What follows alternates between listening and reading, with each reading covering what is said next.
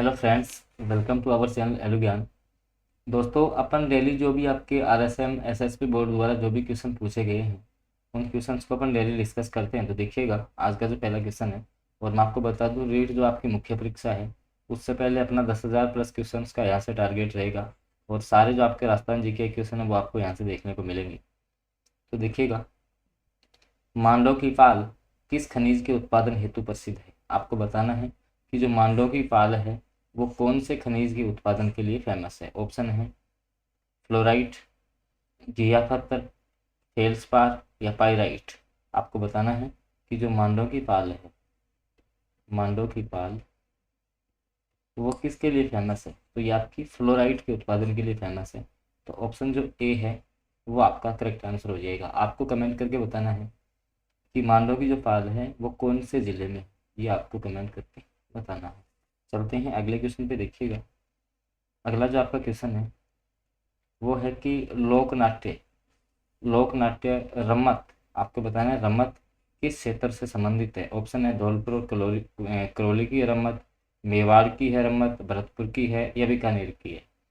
तो देखिएगा, लोक नाट्य का जो विविध रूप है रम्मत वो आपकी बीकानेर से संबंधित हो जाएगी, आपकी बीकानेर से संबंधित है। तो डी ऑप्शन आपका यहाँ से करेक्ट आंसर रहेगा। चलते हैं अगले क्वेश्चन पे। देखिएगा, अगला जो आपका क्वेश्चन है वो है कि नर्मदा नहर परियोजना से लाभान्वित राजस्थान के जिले कौन से हैं। देखो, हनुमानगढ़, गंगानगर नहीं, चूरू झुंझुनू नहीं, जोधपुर, नागौर, जालौर, बाड़मेर। ठीक है, नर्मदा नहर से कौन से, जालौर, बाड़मेर। तो ऑप्शन जो बी है वो आपका करेक्ट आंसर रहेगा। अगले क्वेश्चन पे अपन चलते हैं। देखो, अगला जो आपका क्वेश्चन है कि आपको सुमेलित करना है। ठीक है, जैसे कि सोनी जी की नसिया कहाँ हैं, तो आपको पता होना चाहिए कि सोनी जी की नसिया अजमेर में है। ठीक है, और हैं क्या, ये जैन धर्म से संबंधित है, ये भी आपको पता होना चाहिए ना, जैन धर्म से संबंधित है।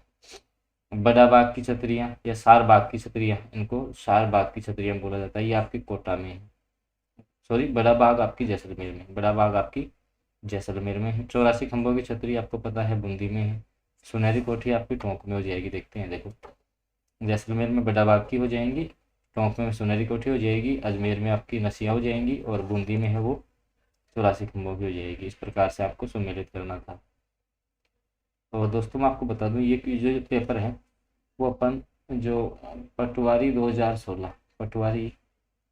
2016 में जो भी राजस्थान जी के क्वेश्चन पूछे गए थे उनका अपन डिस्कस करते हैं। और मैं आपको बता दूं डेली यहाँ पे जो है हर क्लास में अपन जो भी आपके प्रीवियस ईयर के पेपर हैं, ठीक है, जो भी आरएसएम एसएसबी बोर्ड ने जो भी आपके क्वेश्चंस पूछे हैं उन सभी क्वेश्चनों का यहाँ पे डिस्कस डेली क्लास में होता है। तो देखिएगा, विख्यात लोक नाट्यकार नानूराम किस ख्याल से संबंधित है। आपको बताना है कि जो लोक नाट्यकार हैं कौन, नानूराम, उनका संबंध किस ख्याल से संबंधित आता है। कुचामनी ख्याल, जयपुरी ख्याल, तुर्रा ख्याल या शेखावटी ख्याल। तो देखो, कुचामनी ख्याल लच्छीराम हो जाएंगे। ठीक है, कुचामनी ख्याल के कौन हो जाएंगे, लच्छीराम। तो शेखावटी जो ख्याल है उसके हैं आपके नानूराम, किससे संबंधित हो जाएंगे, शेखावटी ख्याल। ऑप्शन जो डी है वो आपका करेक्ट आंसर रहेगा। चलते हैं अगले क्वेश्चन पे। देखिएगा, अगला जो आपका क्वेश्चन है आपसे पूछा गया है कि राव जैतसिरो छंद ग्रंथ की रचना किसने की। राव जैतसिरो जो छंद है उस ग्रंथ की रचना किसके द्वारा की गई, आपसे ये क्वेश्चन पूछा गया है। ऑप्शन देखो, बिटू सूजा, वीरभाण। तो आपका जो करेक्ट आंसर हो जाएगा भाई, राव जैतसिरो जो छंद है ना, इसकी जो रचना है वो आपके बिटू सूजा द्वारा की गई है। बिटू सूजा द्वारा इसकी रचना की गई है। तो ऑप्शन जो आपका ए है वो इस क्वेश्चन का करेक्ट आंसर रहेगा। दोस्तों, क्वेश्चन आपको पसंद आते हैं तो आप वीडियो को लाइक ज़रूर कर दें, और चैनल पे नए हैं तो सब्सक्राइब कर लो। आगे देखिएगा, निम्न में से कौन सा त्यौहार एक कैलेंडर वर्ष विक्रम संवत के अनुसार सबसे बाद में आएगा। अब जैसे कृष्ण जन्माष्टमी है, या फिर आपकी होली है, या रक्षाबंधन या गणगौर, तो सबसे लास्ट में फाल्गुन पूर्णिमा को होली आती है। भाई, फाल्गुन सबसे लास्ट महीना होता है। सबसे पहले स्टार्ट कहाँ से होता है, चैत्र से। सबसे लास्ट फाल्गुन है, फाल्गुन पूर्णिमा को आपकी होली आती है, तो सबसे लास्ट में होली हो जाएगी। ठीक है, आगे देखो, निम्न में से कौन सा युग्म वाद्य यंत्र का प्रकार सुमेलित नहीं है। बफंग तत्व है, नड़ आपका घन वाद्य यंत्र है, सिंगी सुशीर है, ताशा आपका, तो इसमें जो नड़ है ना वो घन वाद्य यंत्र नहीं होता, ये आपका रॉन्ग हो जाएगा। ठीक है, अगले क्वेश्चन पे अपन चलते हैं। देखो, राजस्थान के किस भाग में शुष्क खेती प्रचलित है? अब देखो, राजस्थान का शुष्क भाग कौन सा है? पश्चिमी राजस्थान। कौन सा? पश्चिमी राजस्थान। और तो आपका जैसलमेर वाला क्षेत्र है। ठीक है, तो पश्चिमी जो भाग है उसमें कौन सी खेती की जाएगी? फिर शुष्क खेती की जाएगी पश्चिम भाग में। तो ऑप्शन जो आपका ये है वो इस क्वेश्चन का करेक्ट आंसर रहने वाला है। चलते हैं अगले क्वेश्चन पे, देखिएगा। अगला जो आपका क्वेश्चन है वो आपसे पूछा गया है कि राजस्थान राज्य मानवाधिकार आयोग के अध्यक्ष एवं सदस्यों की चयन समिति निम्नलिखित में से कौन नहीं होता है? तो इसमें आपका राज्यपाल नहीं होता है। इसमें कौन नहीं होता? राज्यपाल नहीं होता है। अगले क्वेश्चन पे देखो, हाँ, राजस्थान की रुंडित सरिता किस नदी को कहा जाता है? आपको बताना है कि राजस्थान की जो रुंडित सरिता है वो कौन सी नदी का उपनाम है। ऑप्शन है गग्गर का, बनास का, बाणगंगा का या रूपारेल का। तो देखिए, जो रुंडित सरिता है वो अपन बाणगंगा नदी को बोला जाता है। कौन सी नदी को? बाणगंगा नदी को बोला जाता है। तो ऑप्शन जो आपका सी है वो यहाँ से करेक्ट आंसर रहने वाला है। चलते हैं अगले क्वेश्चन पे, देखिएगा। अगला जो आपका क्वेश्चन है उस पर अपन चलें तो इसमें आपको मैच करना है, और यहाँ पे आपको दे रखा है कि जैसे विश्नोई संप्रदाय है, जसनादी संप्रदाय है, दादू पंथ है, और इसके अलावा रामेश्वरी संप्रदाय है। तो अब जैसे मान लो कि अब एक एक की बात करेंगे अपन, तो आपका विश्नोई संप्रदाय मुकाम हो जाएगा। देखो मुकाम यहाँ दे रखा है फोर्थ ऑप्शन में। ठीक है, इसके अलावा जैसे बात करें विष्णु आपका जो है जसनाती, तो ये करतियासर बीकानेर हो जाएगा। ठीक है, दादूपंथी की बात करेंगे तो नरेना हो जाएगा। और फिर आपका एक बच गया कौन सा? रामेश्वरी, तो रामेश्वरी का सिंगथल हो जाएगा। तो इस प्रकार से आपको इस क्वेश्चन में मैच करवाना था। आगे देखिएगा, आगे अपन बात करते हैं, अगले क्वेश्चन पे अपन चलते हैं। देखो, राजस्थान के किस भाग में मिश्रित पतझड़ वाले वन पाए जाते हैं? मिश्रित पतझड़ वाले वन पाए जाते हैं। ऑप्शन देखते हैं। देखो, तो डायरेक्ट मैं आपको आंसर बताता हूँ कि जो मिश्रित पतझड़ वन है वो अलवर, जयपुर, चूरू और झुंझुनू, इन साइडों में पाए जाते हैं। ठीक है, अलवर, जयपुर, चूरू, झुंझुनू। ठीक है, इसमें कौन से वन पाए जाते हैं?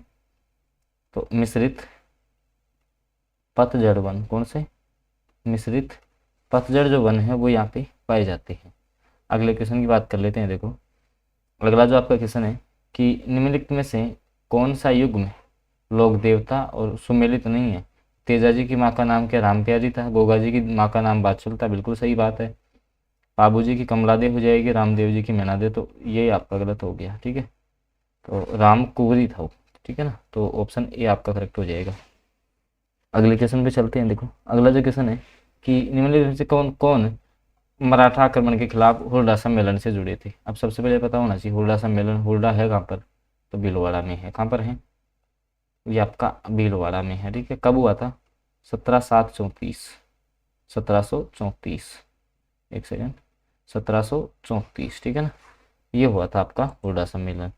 तो इसमें कौन कौन शामिल थे? देखो, जगत सिंह, जय सिंह, महाराजा हनुमंत सिंह या अभय सिंह। अब देखो ऑप्शन अपन चेक करते हैं, तो ए, बी और डी, मतलब सी वाला नहीं था। कौन नहीं था?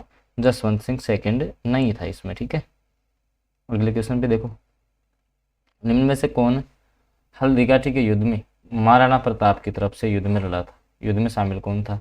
तो हकीम खां सूरी था। कौन था? हकीम खां सूरी। हल्दीघाटी का जो युद्ध हुआ था 1576 में, उसमें महाराणा प्रताप की साइड से कौन था? हकीम खां सूरी। तो ऑप्शन जो ए है वो आपका करेक्ट आंसर हो जाएगा।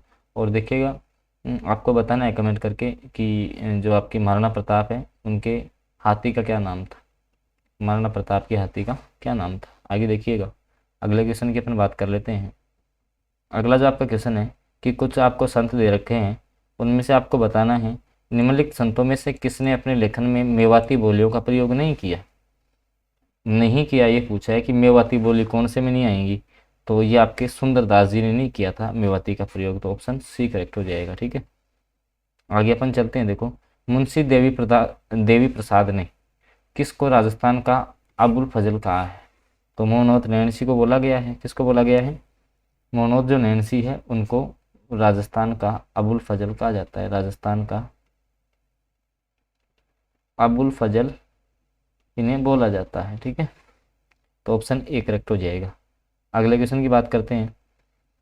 किस चित्र शैली में पशु पक्षियों की बहुतायत रहती है, मतलब कि कौन सी चित्र शैली है जिसमें पशु पक्षी सर्वाधिक हैं, तो बूंदी शैली हो जाएगी आपकी। कौन सी हो जाएगी? बूंदी चित्र शैली।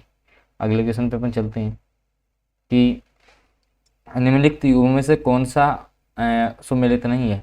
मुम्मल, जैसलमेर, डोलामारू, जोधपुर, कजरी। काजरी आपका जोधपुर है। ठीक है, ये उदयपुर ये वाला रॉन्ग हो जाएगा। सॉरी, आपसे पूछा है क्या सुमेलित नहीं है, तो एक बार आप इसका आंसर स्वयं से चेक करना। इसमें दे रखा है डोलामारू जोधपुर। ठीक है, अच्छा होटल पूछा है आपने, आरटीडीसी के होटल के नाम का पता। ठीक है, एक बार कंफर्म कर लेना आप। ओके, तो इसका जो राइट आंसर है वो बी रहने वाला है। ओके, आज के वीडियो में अपने इतना ही रखेंगे, बाकी आपसे अगले वीडियो में मिलेंगे। अगर आपको वीडियो पसंद आया तो इसको लाइक कीजिएगा, चैनल पे आप नए हैं तो इसको सब्सक्राइब कर लेंगे और साथ में बेल बटन को जरूर प्रेस कर लेंगे ताकि आगामी जो वीडियो है उसकी नोटिफिकेशन सबसे पहले आपके पास पहुंचे।